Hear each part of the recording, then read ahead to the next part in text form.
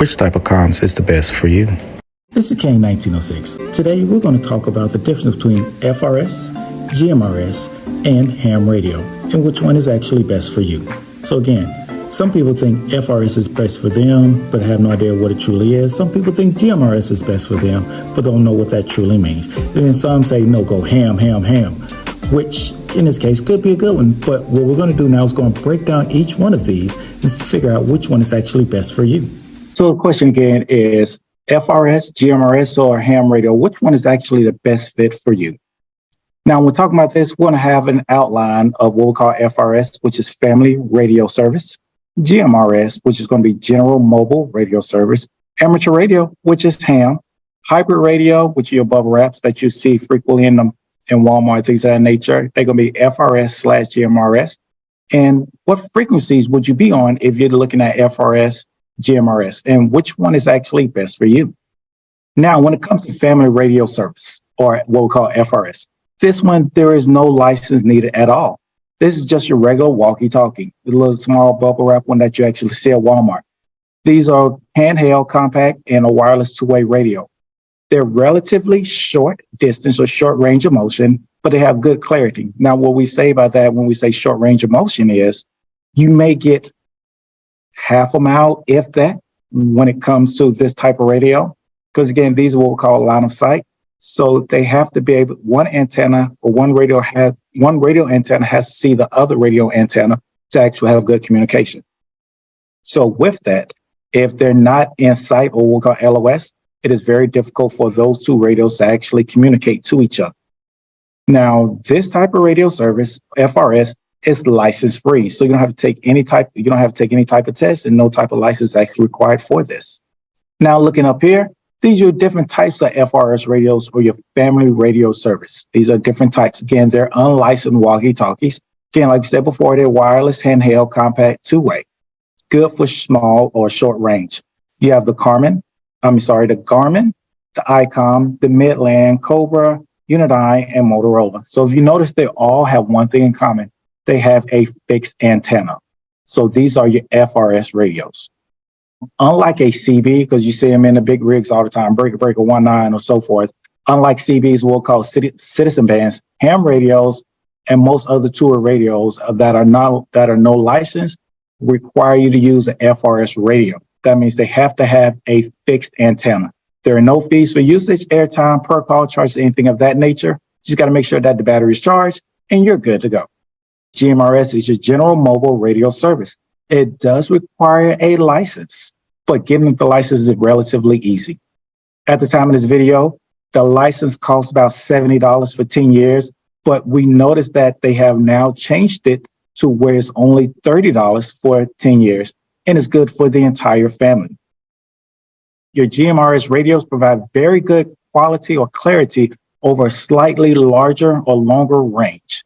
So instead of, you can say half a mile, you may be able to get a mile depending on the terrain and the range that you're communicating on.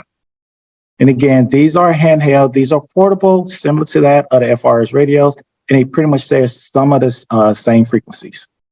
Now, one key features or several key features about GMRS, they are channelized. So that means they have preset channels. What that means is of the radio frequencies that you're using, 15 are dedicated. So basically channels 1 through 7 and channels 15 through 22 are dedicated for both FRS and GMRS. And I like these because they're quiet and clear, and because of the actual frequency we'll call FM modulation instead of the amplitude modulation. Now, if you want to know the difference between those two, more or less get in a ham radio, you'll be able to identify that. GMRS, like I said before, have slightly a longer range. In an ideal environment where you're on hills, there are no obstructions at all, you can get about 1 to 2 miles because you're typically transmitting on 1 to 5 watts. But again, because it is a small antenna and some of them are removable, some are fixed, that you may not truly get that range. One thing to note, GMRS base stations can have power up to 50 watts on channels 15 to 22 and may use an external gain antenna.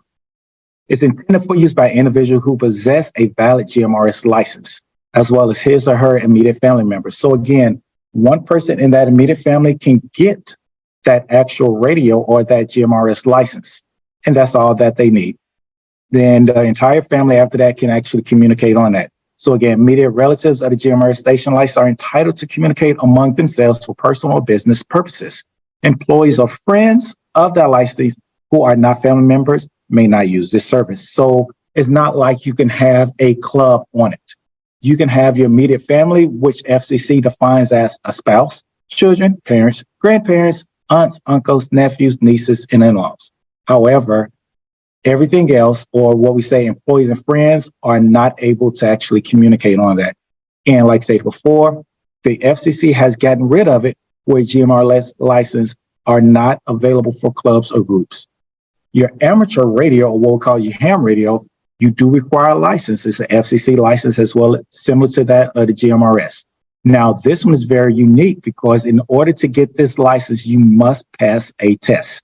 And there are different levels to hams.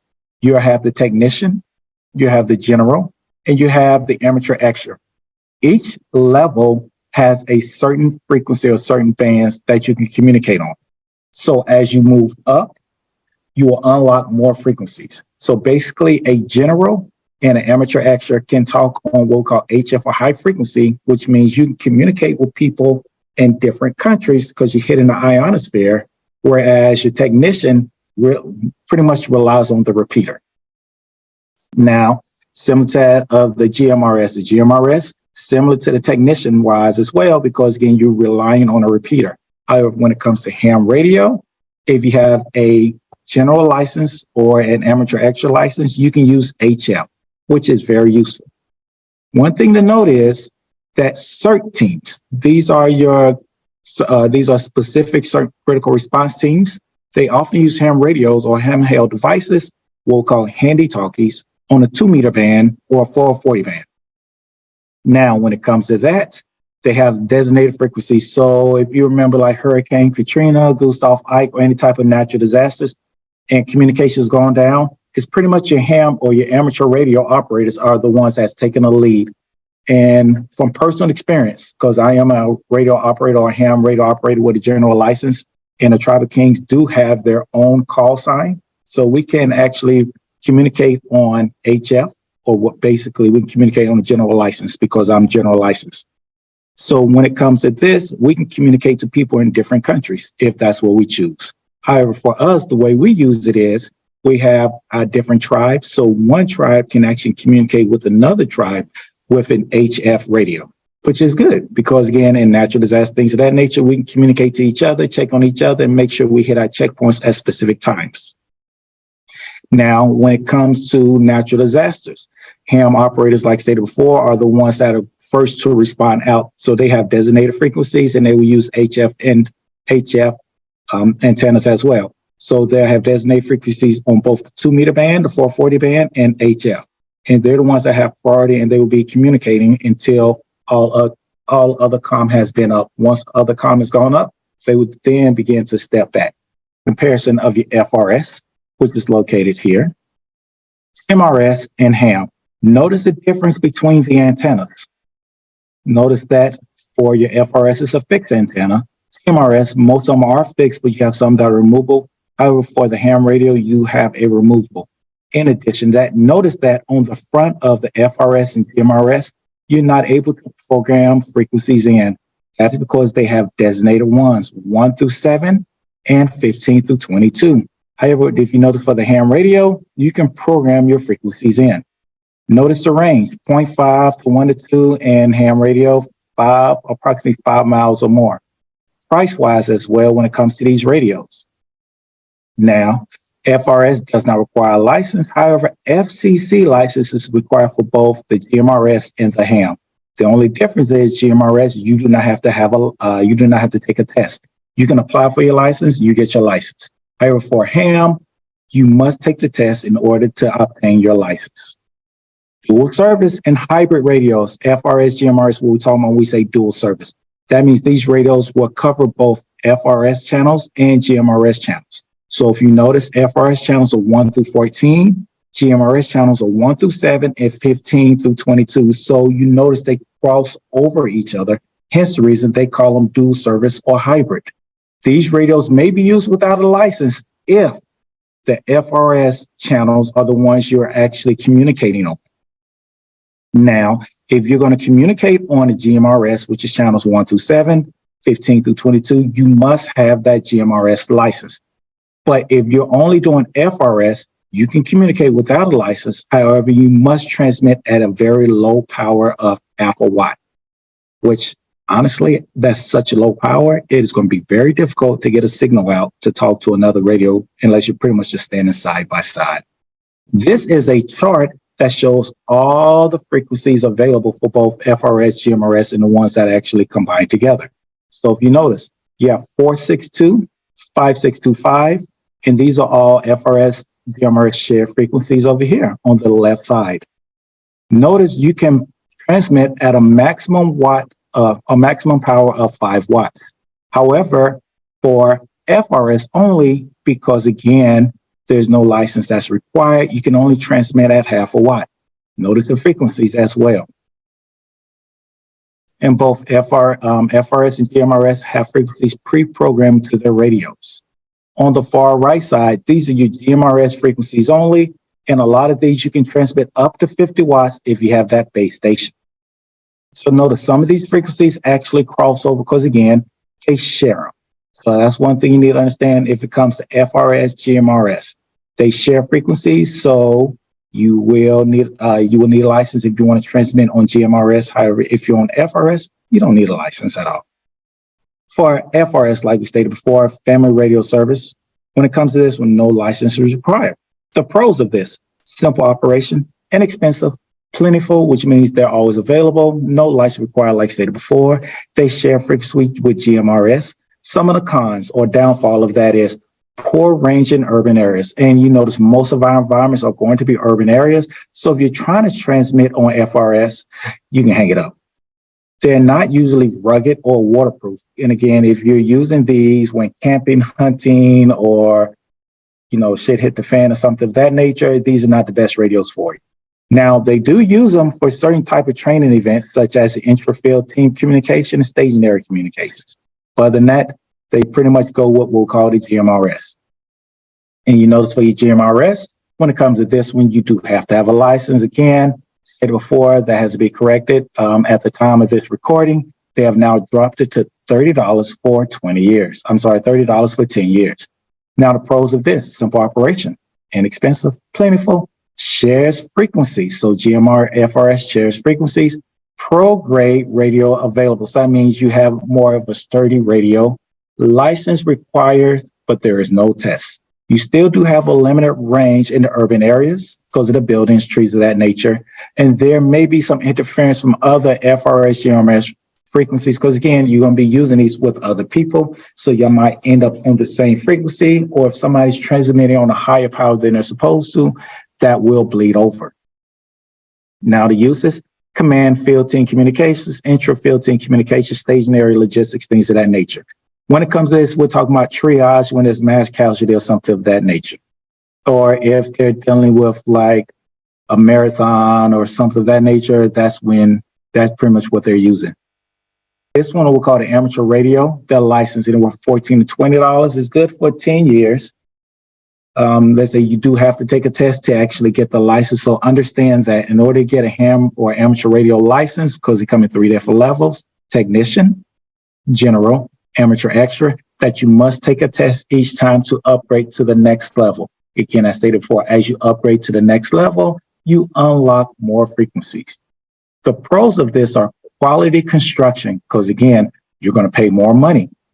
Compatibility with city systems. So again, a lot of us work with the city, so we're able to jump on their frequencies. Many of the frequencies means that you go longer ranges. So that means line of sight, or even jumping on a repeater.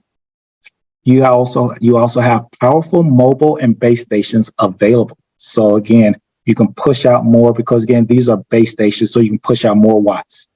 The cons of this: complicated operation, because it takes a little time to figure them out. Because if you take a look at this radio in the top right corner, you notice here, this is an ICOM, a very good radio.